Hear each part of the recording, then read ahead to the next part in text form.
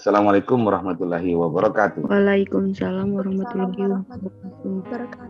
warahmatullahi wabarakatuh. Alhamdulillah kita berada di pertemuan yang pada hari ini ya, pertemuan ke-10 atau ke-11 dia, 11 ya? Iya, 11. Ke-10 ya?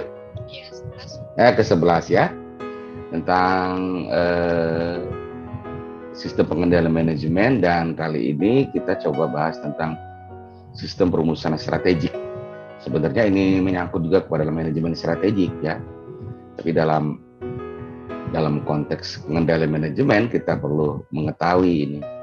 Karena memang untuk di awal sebuah pengendalian sebuah perusahaan perlu pemahaman tentang bagaimana merumuskan strategi yang baik ya. Ini banyak digunakan para manajemen dan para peneliti ya, sistem perumusan seperti ini. Nah, ini konsep strategik ya. Apa ini?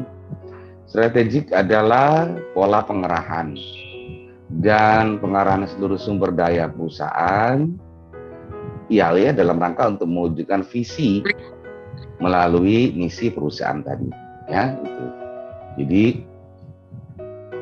bagaimana kita mengerahkan dan mengarahkan seluruh sumber daya kita di perusahaan dalam rangka mewujudkan misi. Misalnya kalau kita kan misalnya misi di Universitas Muhammadiyah Palembang itu Islami dan unggul misalnya, itu kan misi. Dan setiap prodi biasanya atau fakultas punya misi untuk mengarah ke dalam perwujudan misi visi tadi ya. Itu contohnya ya. Strategi itu dirumuskan untuk menggalang berbagai sumber daya perusahaan dan mengarahkannya ya kepada pencapaian visi perusahaan ya.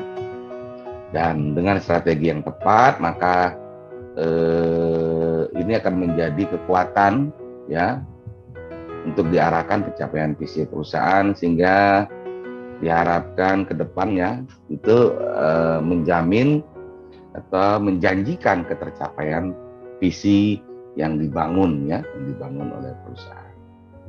Oke. Nah, berikut ini adalah karakteristik tentang keputusan strategi. Bagaimana Haji ya? Jadi suatu keputusan itu dinamakan atau dikatakan sebagai keputusan strategi atau strategic decision jika memang memenuhi syarat atau karakteristik seperti ini ya. Yang pertama, ia berkaitan dengan hal yang sifatnya mendasar, seperti bisnis pilihan kita, misinya bagaimana, kemudian keyakinan dasar kita, kemudian nilai-nilai yang terkandung dalam perusahaan tersebut, ya nilai-nilai dasar, dan strategi pilihan strategik dalam kita mewujudkan visi perusahaan. Kayaknya abstrak seperti itu, tapi sebenarnya ini hal yang banyak dilakukan dan nyata ya dilakukan ketika sebuah perusahaan memiliki sebuah keputusan strategi yang baik, maka kesinambungan perusahaan itu umumnya akan terjaga, di mana pertumbuhannya juga akan mengalami peningkatan secara berkelanjutan.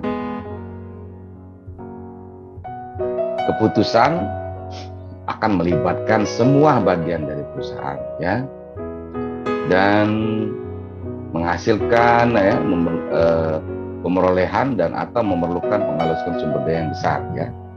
Jadi ada baik modal faktor produksi ya, juga ada baik modal manusia, keuangan, informasi dan fisik ya. Dan biasanya keputusan strategik itu bersifat long run atau berdampak jangka panjang ke masa yang akan datang. Nah, perumusan strategik itu memerlukan pelibatan banyak personil dari berbagai disiplin ilmu dan pengetahuan, tidak hanya ekonomi ya. Dia akan menggabungkan seluruh keilmuan yang ada di sebuah perusahaan ya. Lalu berusaha untuk mengumpulkan informasi yang terkait atau relevan dan tentunya andal sebagai dasar atau basis pengambilan keputusan. Lalu berikut ada sebuah pemikiran yang mendalam untuk mempertimbangkan berbagai informasi yang dipakai dalam sebagai basis pemilihan ya. Jadi kita harus mempertimbangkan berbagai informasi yang kita pilih sebagai basis pemilihan. Nah, berikut posisi dan fungsi penting sistem perumusan strategik dalam total business planning, perencanaan bisnis keseluruhan. Posisi penting sistem perumusan strategi dalam total business planning pertama ini adalah sistem perumusan strategi pada dasarnya adalah langkah pertama dalam pengwujudan perencanaan perusahaan secara keseluruhan atau total business planning. Dengan sistem manajemen biasanya yang berbasis balance scorecard ya. Sistem perumusan strategik merupakan fase pertama yang terpisah dari fase perencanaan strategik. Jadi sebenarnya perumusan, kita merumuskan strategi itu awal dari sebuah perencanaan strategi. Jadi kita harus merumuskan dulu strategi perusahaan perumusan strategi perusahaan bagaimana ya, kemudian mau kita arahkan kemana gitu ya, lalu kita bikin perencanaan yang bersifat strategik ya, lalu kita mulai menyusun program atau rencana dan kegiatan anggaran perusahaan, lalu fase-fase penyusunan anggaran lanjutan, misalnya ada rencana misal fakultas ekonomi dan bisnis, ada rencana fakultas turunannya, maksudnya teknik gitu ya, ada rencana turunan dari fakultas turunan anggaran ya, perencanaan anggaran, penyusunan anggaran pada fakultas hukum. Jadi turunannya itu akan seiring dengan penyusunan program secara keseluruhan. Nah, berikut adalah bagaimana fungsi penting sistem perumusan strategik dalam sistem manajemen strategik ya, berbasis balance scorecard ya, seimbangan ya. Jadi dalam sistem manajemen strategik ya, perumusan strategik seperti yang Pak sampaikan tadi adalah tahap awal yang harus dilalui dan memiliki fungsi penting ya. Karena dengan sistem ini perusahaan mampu melakukan trend watching. Nanti kita lihat apa sih maksud trend watching. Kemudian SWOT analysis, ini sangat terkenal ya. SWOT itu strength, weakness, opportunity, dan threat ya, ancaman. SWOT. Kemudian envisioning ya. Kemudian envisioning itu merupakan kelanjutan dari perwujudan dari SWOT analisis ya. Kemudian baru kita memilih strategi yang tepat bagi perusahaan. Jadi kalau kita misalkan dia di dalam sebuah badan usaha milik desa ya, itu sebenarnya bentuk perusahaan juga ya. Maka kalau melihat trend watchingnya dulu, ini perkembangan misalnya ini mengarah kemana sih maunya BUMDes itu ya, jadi core-nya kemana, core bisnisnya kemana, lalu dianalisis pakai SWOT analisis. Lalu SWOT analisis itu menghasilkan beberapa pertimbangan terhadap kekuatan, kelemahan ya, kemudian kesempatan dan ancaman bagi misalnya badan usaha milik desa tadi ya, BUMDes tadi. Lalu di envisioning sebuah tahapan pematrikan lagi bagaimana memanfaatkan hasil dari SWOT analisis. Baru setelah itu kita melakukan pemilihan strategi. Nah, satu persatu coba kita lihat ya. Nah, trend watching ini pengamatan atas tren perubahan lingkungan makro. Misalkan saja BUMDes tadi, badan usaha milik desa tadi, misalnya nanti kalian bisa mengembangkan badan usaha milik desa yang ada di desa kalian, misalkan seperti itu ya. Kita lihat arahnya kemana sih tren. Misalnya trennya desa sekarang mengarah kepada Pokdarwis. Pokdarwis itu kelompok sadar wisata. Jadi bagaimana potensi sebuah desa itu menjadi desa wisata. Nah, trennya sekarang begitu ya. Banyak sekali banyak sekali desa-desa menjadi desa wisata ya. Itu perubahan lingkungan makro, kemudian lingkungan industrinya akan mengikuti gitu. Ketika tren wisata tadi dibangun, maka biasanya lingkungan industri pengrajin dan sebagainya akan ikut terangkat ya. Ada juga namanya lingkungan persaingan, competitive environment. Nah, persaingan jelas ada ya, terutama bagi seperti kita di Sumatera Selatan ini, misalkan saja BUMDesnya persaingannya sangat susah sekali menyaingi kelompok Pordawis yang ada di Jawa misalnya. Dan tetap memantau terus-menerus dan perubahan yang terjadi di lingkungan makro, industri, dan persaingan. Itu Pak ambil contoh saja dari yang perwujudan dari badan usaha milik desa ya. Lalu kita coba SWOT analisis. Ketika kita tahu ya arah kemana sih arah desa ini, bagaimana dia dapat anggaran dari bagaimana ya bagaimana badan usaha milik desa ini menjadi arahnya kemana, tren bocik perubahannya kemana, mau diwajak berubah kemana ya badan usaha milik desa ini, maka dianalisis dulu pakai SWOT analisis ya. SWOT itu strength ya, reach, opportunity, dan threat ya. Jadi kita mengidentifikasi peluang, ancaman ya yang terdapat dalam perubahan tadi. Misalnya kalau dalam kita mau merubah perusahaan tadi, merubah BUMDes tadi menjadi kelompok desa wisata ya. Jadi BUMDes itu mengelola desa menjadi sebuah desa yang wisata. Kita lihat identifikasi peluangnya apa, ancamannya apa ya. Kemudian kekuatan dan kelemahan itu penting juga ya. Kemudian ada lagi kekuatan desa itu ada di mana, BUMDes tadi ya. Kemudian kelemahannya ada di mana. Dan biasa dibuat matrik, namanya SWOT matrik, SWOT analisis matrik. Jadi di mana kita berada, di mana posisinya berada di mana sebuah BUMDes tadi, lalu bagaimana menghadapi peluang dan ancaman ya, peluang dan ancaman tersebut ya. Jadi kekuatan dan kelemahan perusahaan atau BUMDes, kalau kita ambil contoh, karena sebenarnya badan usaha milik desa itu adalah perusahaan juga ya. SWOT analisis, jadi ada peluang, ancaman, kekuatan, dan kelemahan. Nah, kalau kita sudah melakukan analisis SWOT analisis di sebuah badan, misalnya di sebuah perusahaan, dalam hal ini misalnya badan usaha milik desa misalnya, maka kita selanjutnya masuk tahap pada envisioning.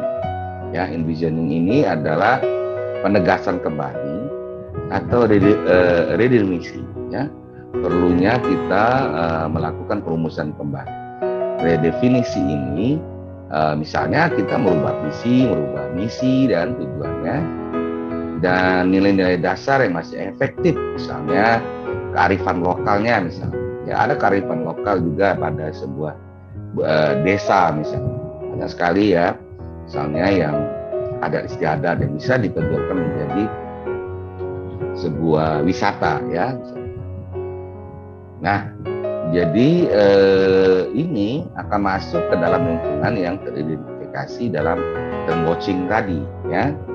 Kalau kita sudah trend watching, kemudian kita melakukan SWOT analisis, lalu kita mengkonfirmasi penegasan kembali, apakah yakin kita dengan mau merujutkan misalnya BUMDes ini untuk mengelola desa menjadi desa wisata, maka berikutnya adalah tahapan kita memilih strategi ya. Nah, ketepatan pemilihan strategi ini akan menjadi penentu efektivitas dan efisiensi perusahaan. Ya. Tentunya dalam arti untuk mewujudkan visi perusahaan ya. Jadi 4 hal ini sebetulnya banyak dilakukan oleh banyak perusahaan atau organisasi ya. Oke. yang setelah kita melalui tahap yang namanya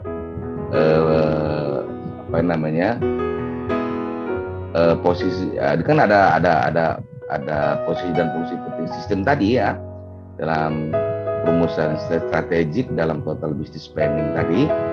Yang pertama adalah posisi penting, kemudian posisi penting dari sistem perumusan strategik ya. Kalau kita melakukan posisi penting sistem dalam perumusan strategik ya, bisa berbasis balance scorecard tadi. Ada SWOT analisis, ada envisaging ya, ada perumusan strategik. Maka tahap yang berikut adalah perumusan strategik sebagai titik awal perencanaan yang dilandasi falsafah creating the value, the future from the future. Jadi mewujudkan masa depan dari masa depan. Jadi berkelanjutan ya. Falsafahnya seperti itu ya. Perencanaan masa depan perusahaan dimulai dengan melakukan trend watching ke perubahan lingkungan. Kemudian hasil trend watching tadi tersebut digunakan untuk SWOT analisis, lalu dikonfirmasi dinamakan envisioning, lalu didefinisikan ya. Oke. Itu ya. Nah, yang berikutnya adalah alasan perumusan strategik dilakukan secara bersistem. Kenapa sih harus dilakukan secara sistem ya? Terdapat 3 alasan ya, kenapa kita harus membangun sebuah sistem perumusan strategik ya. Yang pertama adalah pergeseran mode pengelolaan dari command and control ya, dari perintah dan pengambilan ke communication, persuasion dan trust ya. Jadi communication persuasif, jadi komunikasi kita persuasif ya, meresponnya sangat baik. Kemudian trust, sebuah saling kepercayaan di antara para stakeholder. Kemudian alasan yang berikut ya, mengapa kita harus melihat perumusan strategik ini secara sistem. Kemudian berikan lingkungan yang kompleks ya, menuntut pemikiran dari berbagai disiplin dalam menghadapinya ya. Dia ada perubahan dalam lingkungan yang kompleks ya. Kemudian sistem menjadikan perusahaan responsif, sehingga kalau kita bikin sistem seperti ini, perusahaan menjadi sebuah perusahaan yang responsif ya dalam menanggapi perubahan lingkungan ya. Jadi perubahan itu ya yang terjadi ya, memang yang berubah itu ya perubahan itu sendiri, katakan seperti itu. Jadi kita perlu responsif ya dalam menanggapi perubahan lingkungan yang dihadapi perusahaan. Kalau kaitannya dengan BUMDes, bagaimana mereka merespon perubahan lingkungan ya. Misalnya orang pengennya ada outbound misalnya di lokasi wisata, itu juga ada guest house misalnya, sebagainya ya. Ada kulinernya, itu ada tidak hanya dukungan kuliner ya, seperti itu. Tidak hanya dukungan pengrajin atau kearifan lokal saja ya. Oke, ini yang berikut kita akan bicara dengan apa itu sistem strategik. Jadi strategik itu dirumuskan melalui 4 langkah utama kepada seperti kita sampaikan tadi ya. Ada trend watching, kemudian SWOT analysis, envisioning, penentuan visi ya, kembali, kemudian pemilihan strategi. Nah, ini sistem strategik ya. Jadi strategik itu dilakukan dalam 4 langkah utama ya. Mengidentifikasi lingkungan, lalu mengidentifikasi peluang dan ancaman serta kekuatan dan kelemahan. Lalu kita mulai menentukan visi dan tujuan ya. Kemudian keyakinan dasar dan nilai dasar perusahaan. Lalu kita melakukan pemilihan strategi ya. Ini trend watching sudah Pak sampaikan tadi, yang merupakan pengamatan terhadap tren perubahan lingkungan makro dan industri dan lingkungan persaingan ya. Dan apa output dari keluaran dari trend watching ya? Kita mampu mengidentifikasi tren perubahan lingkungan makro, industri dan persaingan, dan kita mampu menafsirkan dampak hasil analisis lingkungan makro tadi ya, dalam rangka kita membentuk sebuah kerangka dari balance scorecard-nya ya. Ini dua hal yang kita dapati kalau kita atau perusahaan atau seperti perusahaan badan usaha milik desa itu melakukan trend watching. Nah, ini identifikasi di dalam trend watching itu kan ada dua ini ya. Pertama ada analisis lingkungan makro ya. Jadi harus dicari 3 lingkungan yang berdampak terhadap value menurut persepsi customer ya. Yang pertama adalah analisis lingkungan makro, misalnya politik dan hukum, ekonomi dan teknologi dan sosial apakah mendukung ya pada sebuah pengembangan dari badan usaha milik desa misalnya ya. Kemudian lingkungan industri ya, manajemen itu perlu menganalisis dan perubahan yang terjadi dalam industri tempat beroperasinya perusahaan. Misalnya BUMDes tadi mengelola juga pengrajin, misal songket ya, atau industri kuliner seperti kempang ya, itu kerupuk. Nah itu harus menganalisis ternyata perubahan industri yang terjadi, orang ingin JIT, just in time, jadi kecepatan dalam delivery ya. Seringkali di daerah-daerah itu sulitnya untuk melakukan delivery ya, penyampaian barang industri itu ke konsumen. Itu biasanya itu salah satu analisis yang perlu dilakukan. Jadi bagaimana kekuatan, adakah ancaman perusahaan baru ya yang sama gitu, kekuatan pemasok, kemudian kekuatan pembeli, bagaimana pasarnya ya. Lalu apakah ada produk substitusi, produk penggantinya, dan persaingan dalam industri. Yang ketiga adalah analisis lingkungan persaingan. Dengan meningkatnya persaingan, perusahaan terancam oleh persaingan menjadi lebih berorientasi kepada persaingan ya. Jadi hal yang perlu diamati bahwa dalam pasar yang telah dipilih oleh perusahaan atau bisnis itu, pesaing utama adalah perusahaan yang menjual produk dan jasa ke customer yang sama. Jadi itu ya analisisnya. Yang berikut adalah penafsirannya. Di dalam trend watching ini ada namanya penafsiran dalam kerangka balance scorecard. Kerangka itu bahasa yang selain kerangka ya. Nah, rangka balance scorecard ini dapat digunakan untuk menafsirkan dampak hasil analisis lingkungan makro tadi, ya. Nah, itu ya. Jadi kita memperkirakan dampak setiap perubahan di ketiga lingkungan, ya. Jadi lingkungan yang terhadap kekurangan, customer, proses, serta pembelajaran dan bagaimana melakukan pertumbuhan tadi, ya. Kan ada tiga analisis tadi, ya. Kemudian setelah kita melakukan trend watching seperti Pak sudah sampaikan tadi, ada SWOT analisis ya. Ini adalah strength, weakness, opportunity dan threat ya. Ya, strength ini kekuatan, weakness ini kelemahan, opportunity kesempatan, dan threat itu ancaman. Biasanya dilakukan dalam 2 tahap. Kita melihat secara eksternal dan kita melihat secara internal ya. Peluang dan ancaman yang dihadapi perusahaan itu eksternal. Internal itu adalah lebih mengarah kepada bagaimana seberapa jauh kemampuan perusahaan dalam memenuhi kebutuhan customer sekarang dan di masa depan. Lalu kita bagaimana mempertimbangkan kekuatan, ya, lalu beradaptasi, ya, secara cepat dengan perubahan. Bagaimana juga terhadap kelemahan yang bisa diadaptasi, yang bisa diperbaiki oleh perusahaan tadinya. Kemudian tahap berikut adalah envisioning, ya, ialah kemampuan untuk menggambarkan yang perlu Pak sampaikan. Soal analisis biasanya berbentuk matrik ya, matrik seperti ini. Nah, sini ada strength, ada weakness, opportunity. Kayak matrik tambah, posisinya ada di mana? Kemudian envisioning, kemampuan untuk menggambarkan dampak perubahan dan lingkungan bisnis yang diakibatkan oleh berbagai pemacu perubahan yang telah diamati dalam trend watching ya. proses envisioning ini menghasilkan output ini. Kita bisa menghasilkan visi, misi dulu, ya, misi yang kita redefinisi lagi ya.